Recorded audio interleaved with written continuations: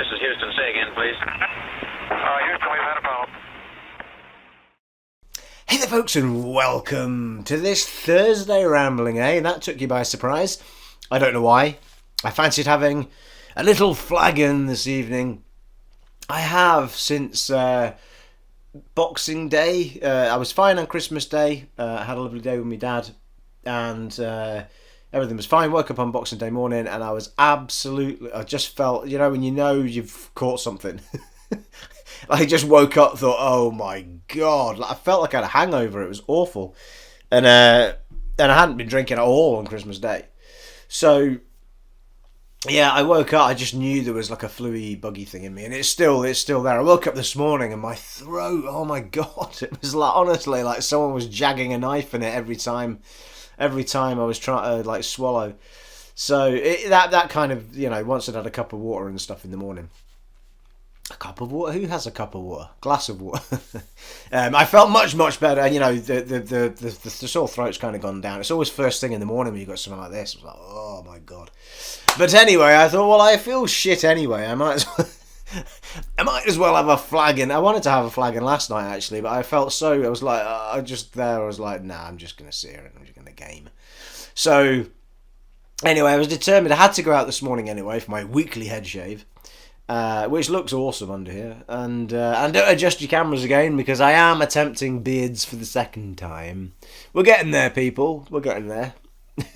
I think it's one of these things where it actually looks quite nice when you can see it properly, but from a distance, it just looks like I've got sort of dirt on my face. But it's got to that point now where it's quite furry as opposed to puffy, and I'm one of these people that doesn't really grow. It's not like thick facial hair I get at the sides. It is here, but you've got to sort of tempt it in from the sides here.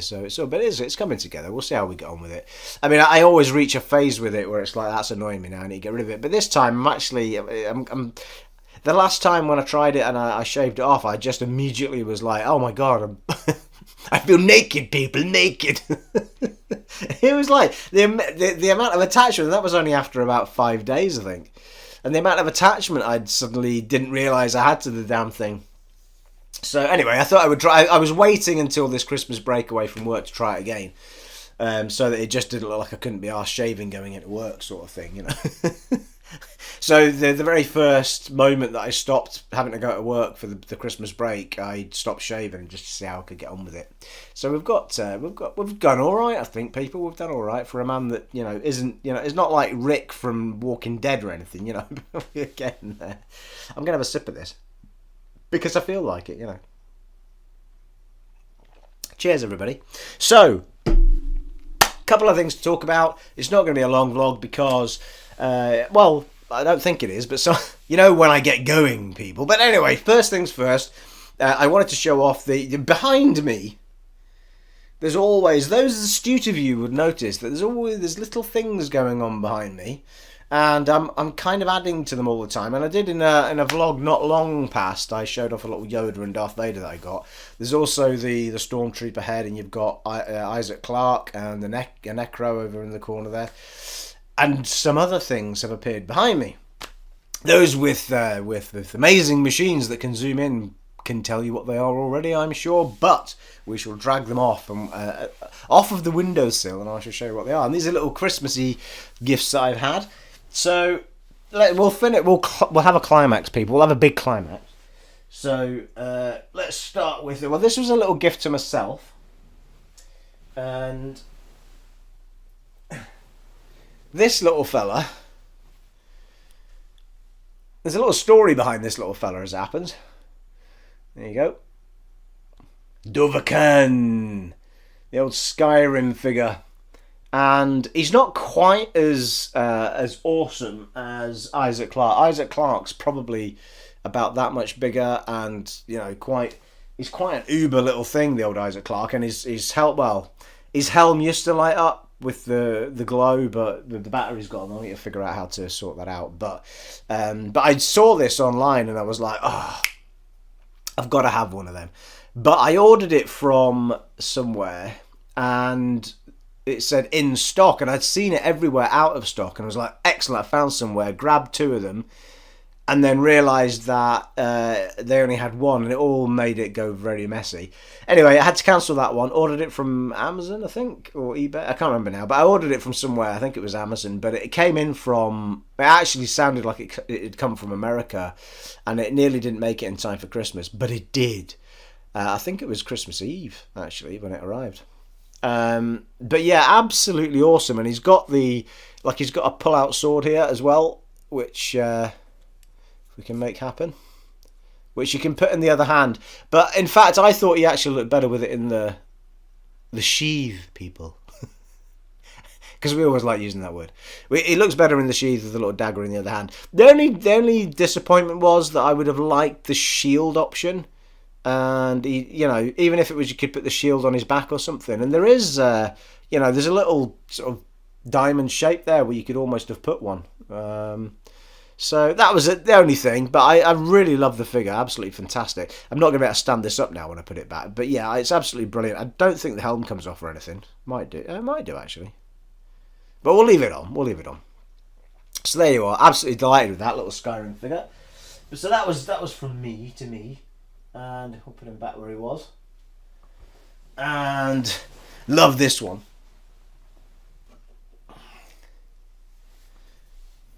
Hey. And when you unpack it, you get an extra point in perception to yourself. Not really. I'm joking, people. I'm joking. But absolutely brilliant. Although it is Vault 111 as opposed to 101, so it is from the new Fallout 4. But I absolutely love that. And it's a proper bobblehead as well. With Vault Tech on the bottom of the thing.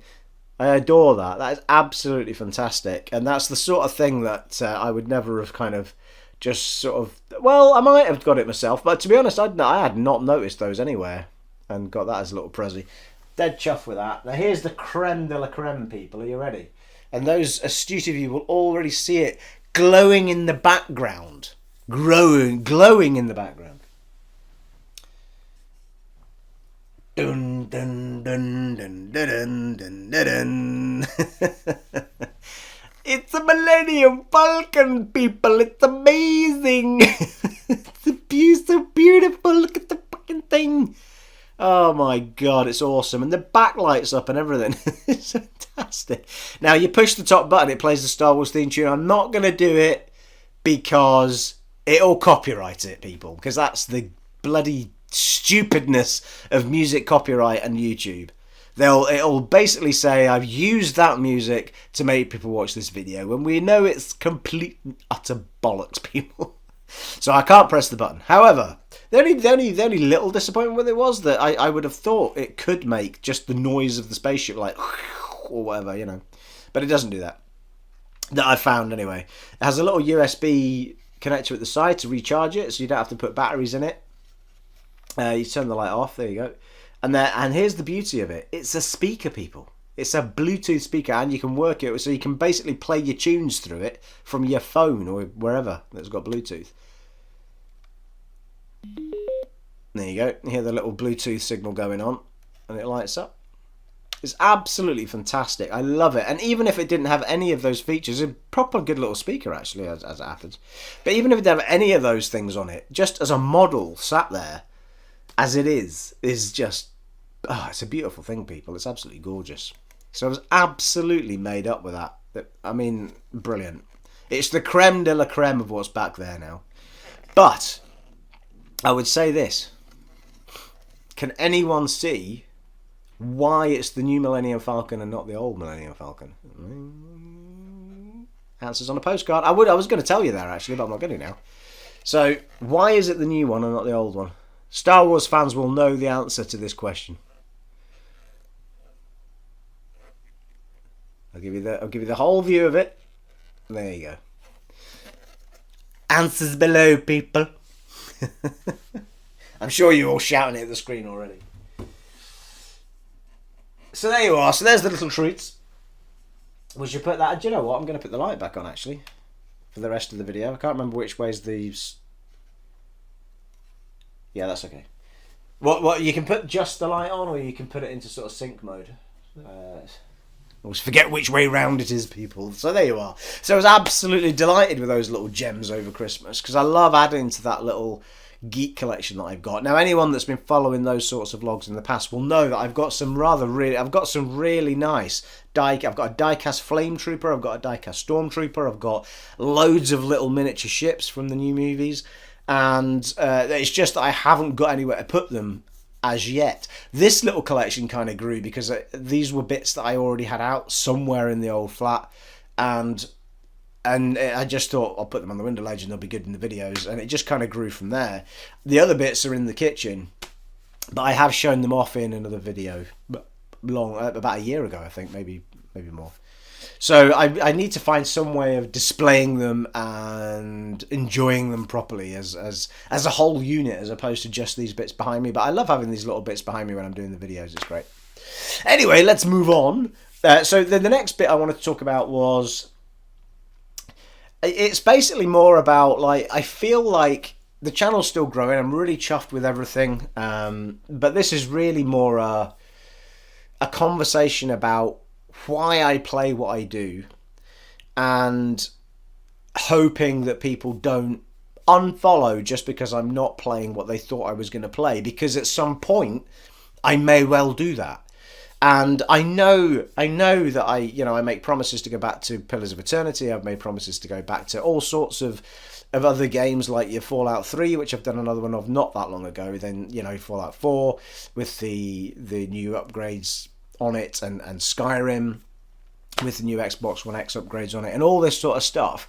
And I understand that people, sub me to see certain things, but the number one thing that people will tell you if you're ever doing a YouTube channel or a Twitch channel is you've got to play a game that you want to play. Because if you play something that you don't want to play just to keep people happy, it will come across in the video that you're not enjoying it.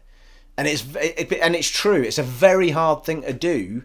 It is make it look like you're enjoying playing something, because inevitably you'll either rush it or you'll just be quieter than normal. And I've had a few comments on a few of my videos where someone said, you've not sounded like yourself.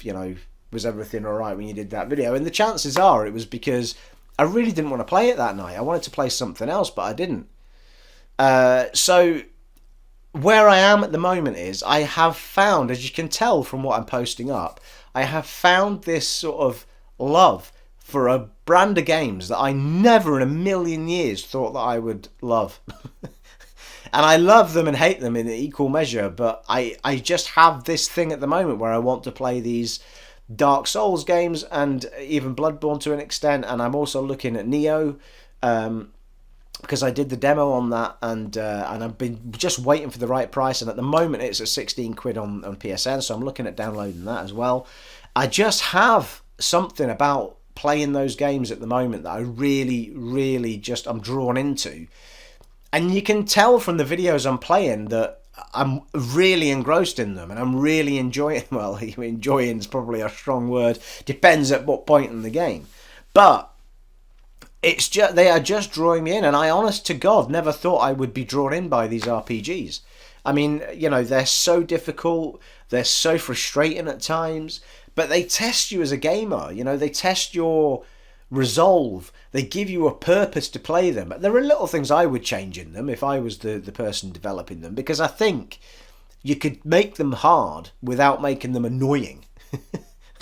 There's a balance to be found. I don't mind losing the souls or the blood echoes or whatever it is in the game, but what I do mind is having to run the same route 50 million times, to get back to where you were. They have to, just open up a quicker way of getting to places. I get it puts an extra fear in stuff, but the amount of people that you could probably draw into those worlds if you just calmed it down a little bit with regards to that. Like at the moment, I can't fast travel in Dark Souls, and I've been playing it for fucking ages. It's like, and apparently it opens up later. Apparently I can sell whatever I pick up later. Maybe I've not got as far as I thought, but you reach a certain point in a game as a fairly normal gamer, I would call myself, and you would expect to be able to do certain things. I mean, off camera, I've just started Bloodborne just to get a taste for it again, because I want to do some more Bloodborne on the channel as well. And I thought maybe I would do it from the beginning. And I for racking my brains after about 2 hours of playing it as to why I couldn't level up. You know what I mean? And I'd gone so far, and the only way in that game you can level up is by finding the first boss or finding an item which is just before you find the first boss. But if you're someone that has no idea about these games and you just wanted to buy an RPG that sounded kind of tough, you'd be sitting there like, I had to Google that. I mean, I could have kept playing, but at the point where I lost my 8,000 souls, or blood echoes as it is in that, I was like, I've got to Google it because it's just doing me head in. As it turned out, I initially lost them in the sewers where I was meant to be, but I didn't go that deep into them. Got them back. I thought maybe it's this big guy down at the bottom of the first area. Maybe I've got to fight him to get I think it's insight you've got to get in that. You've got to get one insight to activate the doll, who then gives you the ability to upgrade. But anyway, it's little things like that. Just make it slightly clearer as to what on earth, you know what I mean? Because you can imagine that people who know immediately that the people that made Dark Souls has made 2, 3, and Bloodborne are like, and they just didn't get it in Dark Souls. Was like, I'm not buying it. I'm not buying it. So they could open it up a little bit more, I think, just by being a little bit more open about how you do certain things. You don't have to hold someone's hand. You have something in there that tells you. There is nothing in that game that tells you. You shouldn't have to Google stuff to find stuff out in games. That's my only gripe with these games. I mean, they're so engrossing. But I mean, with each of them, I've had to Google something because it just became so frustrating. And for me, you should never have to do that in a game. You should never have to Google an answer. So, you know, but it's just me, and that's just me as an average gamer. You know, I don't classify myself, and never have done, as a top gamer or anyone that's pretending to be anything other than just an average gamer. But I qualify myself as a decent enough gamer that I should get stuff in a game. You know, your bog standard games. I mean, there's nothing that will really boggle my mind that much. So, anyway, but it's the real pull of it. You know, like it's the harshest of environments. And it's infuriating at times, and it's tense, and I mean, you'll see from like the boss fights I've done, it's like my heart is literally pounding in these fights. And they've really got all of that stuff really, really right. And honestly, like the amount of satisfaction you get is just unbelievable when you defeat something, or you get through an area, or you start feeling like you've got the making of something. But the game never really... This is Dark Souls, I guess I'm talking about now. But it's the same with Bloodborne. Excuse me. Things are picking up. It's the same. Like, you can do the same route about 100 times, and it'll be slightly different every time. And that's a praise to the AI, because you want it to be like that. You know, when you think you've got the makings of something, the amount of times I've nearly died just because I thought, yeah, I've got the makings of these guys. And then, you know, suddenly I'm down to nearly no health. It's like, Jesus Christ. So, yeah, I'm absolutely adoring playing them. So, I guess what I'm saying is, at the moment, that's where my heart is. And I don't want to be pushed away to do, you know, maybe Pillars of Eternity or, you know, Skyrim or whatever, just because it's slightly prettier on screen and people, you know, might want to be seeing me walking through the lands and just talking. Because it's very hard to be entertaining and upbeat if you're just sort of, you know, not in that world. If your head's not in that place to be playing that game, then it's a very difficult thing to do. And the number one thing I want to bring you guys is a sense of fun of me playing the game. You know, you can watch anybody walk through Skyrim, but I hope that what people join my channel for is because they enjoy seeing me playing a game, because obviously there's a million other people that play games just like I do. So I'm basing everything I do on the concept of maybe they'll not love the game as such, but they might want to see me play it.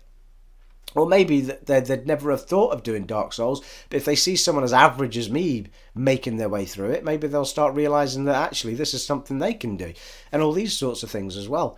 But at the moment, it's just my pure enjoyment. There's nothing else I want to play at the moment other than these types of games. I love the mechanics in these games. I wish I could pick these mechanics up and put them in another RPG. I mean, I love the way they work.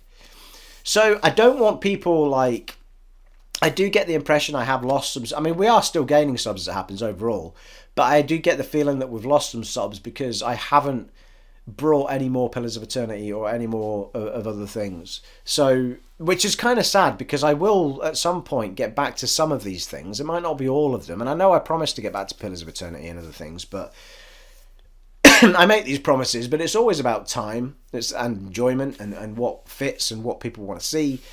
I mean, things like Dark Souls and Bloodborne and stuff like that, they actually lend themselves really well to the Twitch streaming, which I'm starting to do, because there's very little cutscene to worry about.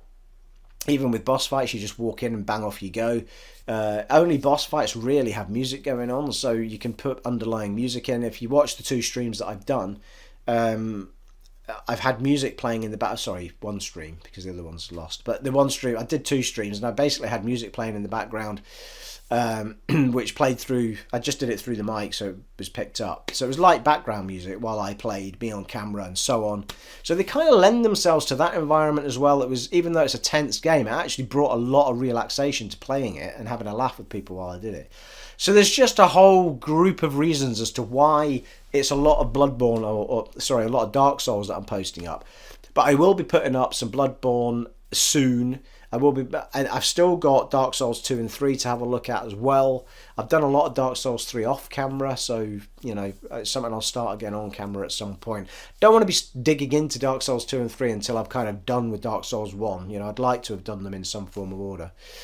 But having said all that, you know, I will find moments where I want to post up videos. Fallout 3 is something I want to do some more of. That's clearly popular for people clicking on it.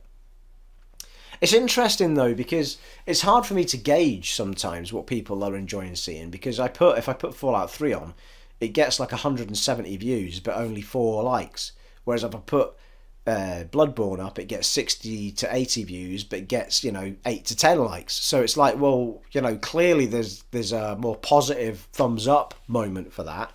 But on the whole, there seems to be a lot of people that want to click on a Fallout video more. So it's hard to judge it. But you just have to trust me when I say that this is just where my heart is at the moment. I will always be a diverse channel, but I can't bring a huge amount of diversity all at the same time. Because it's just time, you know. Like I want to play what I'm enjoying playing. I don't want to play stuff just because it's what I think people want to see, because it just won't come across as fun. You know, people will get bored. But I'm interjecting with the Twitch now, so I'm trying to do the live streams for you guys so we can get a bit closer that way. And I'm hoping by doing that with Dark Souls that people might, even if they're not into Dark Souls, will want to join in with the chit chat and even just suddenly maybe get surprised with the fact they are enjoying someone else playing Dark Souls or whatever, you know. So there you are. I just wanted to ramble on a bit as to why I'm doing so much Dark Souls. Try and I don't know, appease people is probably a bit strong, but just try and explain to people why. You know, it's not that I don't care about what people want to see. It's just I have to play what I want to play, otherwise it's just not going to be fun, people. You know. So anyway, we'll get around it, people. I've got so many games, you know. And at some point I'll be like, that's a bit much for tonight. Let's just stick some Fallout on. Let's stick some Skyrim on, or whatever, you know. But by having said all that, I'm still interested to know, you know, if you guys want to see me do more of something, and I can have a think about it and just see if I can interject with maybe, you know, I nearly did a Fallout video today, to be fair, but I did the Dark Souls record, nearly did a record of Fallout 3, and then I ended up being online with a mate. So it is just a matter of time sometimes, but I will get, you know, there will be variety coming. I just can't do it all at the same time. And at the moment, I'm just loving all these From Software games. You know, I've just got a thing going on, you know. But anyway, I hope you've enjoyed the video I put up today of Dark Souls. I hope you've enjoyed this little rambling. It has, as always, been an honour and a privilege bringing this vlog today. I'm going to have a few beers.